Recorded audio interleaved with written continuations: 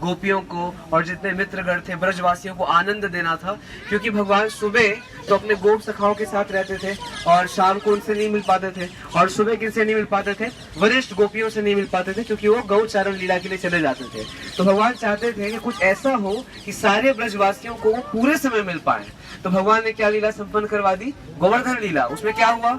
दिन भर और रात भर, 7 दिन और 7 रात भगवान कृष्ण निरंतर अपने ब्रजवासी भक्तों के साथ एकजुट लीला कर रहे थे, जो कि पहले नहीं हो पाता था। तो ये एक उद्देश्य है। ऐसे कई सारे उद्देश्य थे, तो उसमें से एक उद्देश्य के पीछे ये कुंड बना। वो उद्देश्य क्या था? इंद्रदेव थोड़े से किस में आ गए? अहंकार में आ गए। वैसे तो इंद्रदेव के प्रति कोई अपराध नहीं कर सकते हैं, क्योंकि हमसे तो महान अति महान भक्त है वो, लेकिन फिर भी भगवान की लीला को संपन्न करने के लिए कभी कभी ऐसे कुछ घटना घटती है। जैसे कि हमने देखा श्रीमद् भागवतम में, जब इंद्रदेव को क्या आ गया? अहंकार आ गया। किस बात पे अहंकार आ गया? हाँ, तो आप देखेंगे बहुत रिलेटेबल है ये कथा, बहुत रिलेटेबल है। रिलेटेबल मतलब हमको भी आता है कि नहीं अहंकार, तो हम तो बने ही अहंकार से हैं पूरा। तो आप देखिए, इंद्रदेव को सम्मान की इच्छा थी, हमारे अंदर भी होती है कि नहीं होती है। लेकिन जब इंद्रदेव को सम्मान की इच्छा हुई और उनके अंदर अहंकार आया, तो भगवान ने इतनी सुंदर लीला को घटित करा करके दिखा दिया कि भगवान गर्व भंजन लीला भी करते हैं। गर्व भंजन मतलब गर्व का भंजन कर देना। तो भगवान को जो एक चीज बिल्कुल पसंद नहीं है, वो क्या है? अहंकार, घमंड, गर्व। और इसी मिथ्या अहंकार के कारण ही जीव इस संसार में इतना तड़प रहा है। तो अहंकार 2 प्रकार के होते हैं, एक तो सत्य अहंकार, एक मिथ्या अहंकार। सत्य अहंकार मतलब होता है कि हम भगवान कृष्ण के दास हैं, जो भी हम में नहीं है। हमें नहीं है ना, कहाँ मानते हैं अपने आप को भगवान का दास? हम तो क्या है, अपने बॉस का दास मानते हैं, गर्लफ्रेंड का दास मानते हैं, और क्या समाज का दास मानते हैं, लेकिन भगवान का दास कहाँ मानते हैं? तो सत्य अहंकार तो वो है, we are servants of Krishna. But there is a false ego, मिथ्या अहंकार ऑल्सो, जो क्या बताता है हमें कि हम शरीर हैं, आत्मा नहीं है। और जब हम अपने आप को शरीर समझते हैं, तो शरीर से सारी संबंधित चीजों को किसका समझते हैं? भगवान का।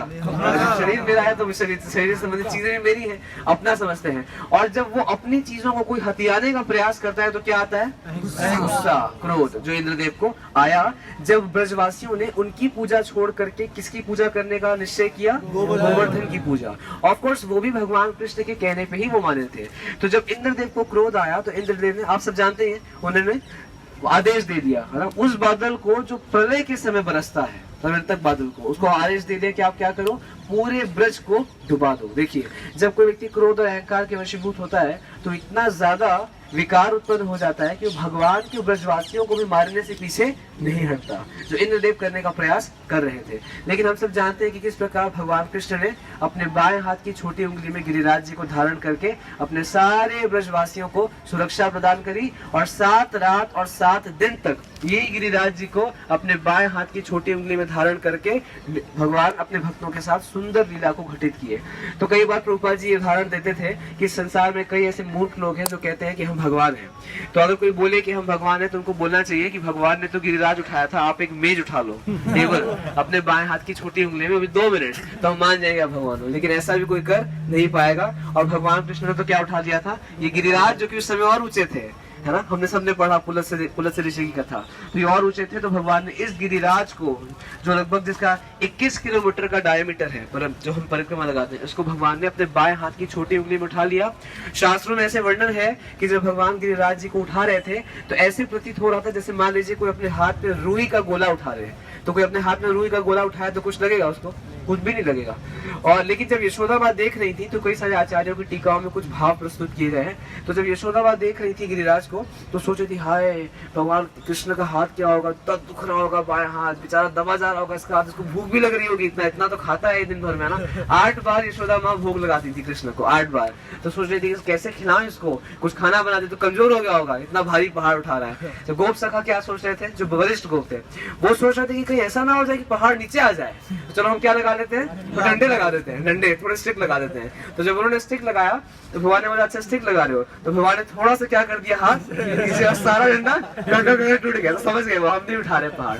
तो बाद में क्या होता है, जब गिरिराज जी को भगवान नीचे रख देते हैं और बाहर आ जाते हैं, तो कुछ दिन के बाद एक ऐसी घटना होती है जिसमें भगवान कृष्ण अपने दोस्तों के साथ, अपने गोप वृंदों के साथ कोई खेल खेल रहे होते हैं, क्रीड़ा कर रहे होते हैं, और उस खेल में भगवान जीत जाते हैं। लेकिन उनके जो मित्र होते हैं वो कहते हैं कि नहीं तुम हार गए, तुम झूठ बोल रहे हो, तुम हारे हो, हम जीते हैं। तो भगवान ने बोला अच्छा मैं हारा हूँ, अभी याद है उस दिन क्या किया था मैंने, गिरिराज को अपने हाथ में उठाया था, तो उनके दोस्त क्या बोलते हैं, अच्छा तुम उठाए थे, वो तो सारे लोग डंडा लगाए हुए थे, तुमने उठाए थे। तो भगवान की ऐसी अत्यंत मधुर लीला अपने गोप वृंदों के साथ होती है, जिसकी नकल तो हम नहीं कर सकते, लेकिन सुन करके हम मधुरता का आभास तो अवश्य कर सकते हैं। प्रश्न उठता है कि भगवान इस तरह की लीलाएं क्यों करते हैं। हम तो पढ़ते हैं शास्त्रों में, ईश्वर परम कृष्ण सच्चिदानंद विग्रह अनादिरादिर गोविंद सर्व कारण कारणम। तो सर्व कारण के कारण भगवान अपने मित्रों से क्यों हार जाते हैं, सर्व कारण के कारण भगवान क्यों इस तरीके से बारिश ही होने देते हैं जब उनको गोवर्धन उठाना पड़े। इसका उत्तर है कि भगवान अपने भक्तों के साथ सुंदर लीला को संपन्न करना चाहते हैं, और भक्तों की प्रसन्नता ही भगवान के प्राकट्य का मुख्य कारण है। वैसे तो कृष्ण गीता में कहते हैं, यदा यदा धर्मस्य ग्लानिर्भवति भारत अभ्युत्थानम धर्मस्य तदात्मानं सृजाम्यहम् परित्राणाय साधूनां विनाशाय। लेकिन ये मूल कारण भगवान के प्रकट होने का नहीं है, क्योंकि परित्राणाय साधूनां और विनाशाय च दुष्कृताम को करने के लिए कृष्ण को आने की जरूरत तो नहीं है, कोई भी कर सकता है। भगवान की इतनी अनंत शक्ति है, किसी के द्वारा भी संपन्न हो सकता है। लेकिन भगवान कृष्ण का इस संसार में प्राकट्य होता है अपने गोप वृंद